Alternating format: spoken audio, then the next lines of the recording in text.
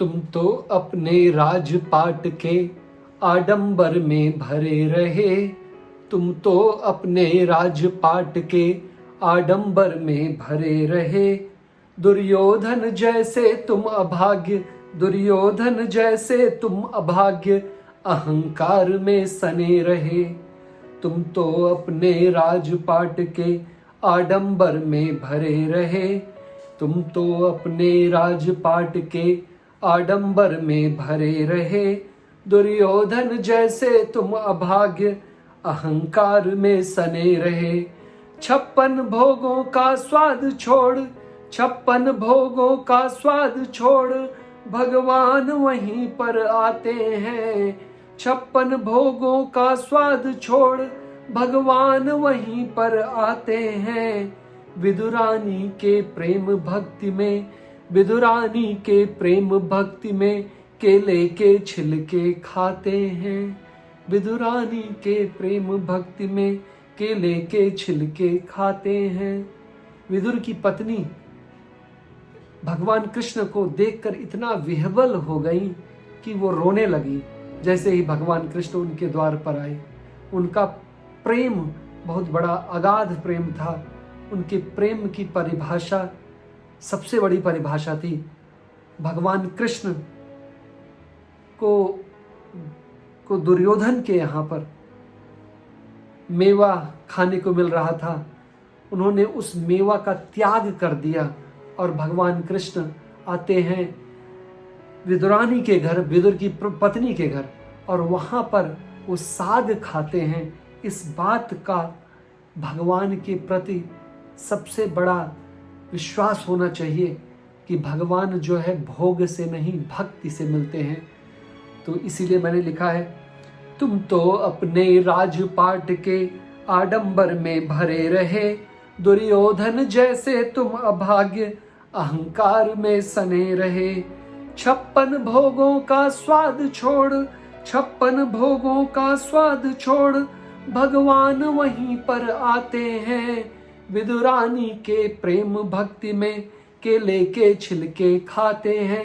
विदुर की पत्नी प्रेम में इतना विह्वल थी कि केलों को छील रही थी और केले के छिल को भगवान कृष्ण को दे रही थी और केले को वो नीचे गिरा रही थी। यह देखकर विदुर घर आते हैं और कहती हैं, क्यों, क्या कर रही हो? तो वो बहुत ही लजा जाती हैं कि क्या कर रहे हैं, लेकिन प्रेम से भगवान छिलके खाने के लिए तैयार हैं। ये सबसे बड़ी बात है।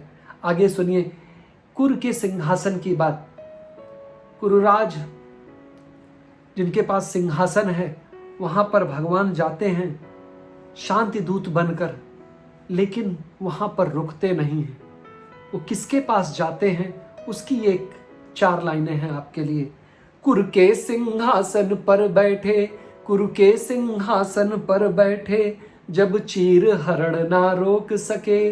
कुरु के सिंहासन पर बैठे, जब चीर हरण ना रोक सके। दुशासन जैसे तुम अशिष्ट, धृतराष्ट्र बने तुम घूम रहे। कुरु के सिंहासन पर बैठे, जब चीर हरण ना रोक सके। दुशासन जैसे तुम अशिष्ट, धृतराष्ट्र बने तुम घूम रहे। भगवान आंखों से अंधे को धृतराष्ट्र कहते हैं, धृतराष्ट्र को अंधा नहीं कहते। वो देख रहे हैं कि पूरा कुरु साम्राज्य इस बात से अंधा है कि यहाँ पर द्रौपदी का चीरहरण हुआ है। ये धर्मज्ञ नहीं है और केवल एक आदमी उसमें धर्मज्ञ है जो भगवान के प्रति प्यार है। उसके घर जाने के लिए भगवान तैयार हो जाते हैं, भगवान उनके घर ठहरते हैं। ऐसे भगवान का सबसे बड़ा प्रेरणा कौन था? विदुर थे। कुरु के सिंहासन पर बैठे, जब चीर हरण ना रोक सके। दुशासन जैसे तुम अशिष्ट, धृतराष्ट्र बने तुम घूम रहे। ऐसे कुरु का आतिथ्य छोड़, ऐसे कुरु का आतिथ्य छोड़, गोविंद विदुर घर जाते हैं। किसके घर जा रहे हैं? विदुर के घर जा रहे हैं। और विदुर के घर क्यों जाते हैं? क्योंकि उन्हें सबसे बड़े इम्पार्शियल आदमी वही लगते हैं। वो प्रधानमंत्री भी हों, लेकिन उन्होंने क्या किया कि उन्होंने भगवान की पूजा की, धर्म के प्रति उन्होंने महाभारत युद्ध से लड़ने के लिए इनकार कर दिया। भगवान को पता था केवल एक आदमी यहाँ पर धर्मज्ञ है और वो है विदुर, और उन्हीं के घर उन्होंने राजमहल को त्याग सकते हैं, पूरी कचौड़ी त्याग सकते हैं, राजसी फूड त्याग सकते हैं, लेकिन सब कुछ त्यागने के बाद भगवान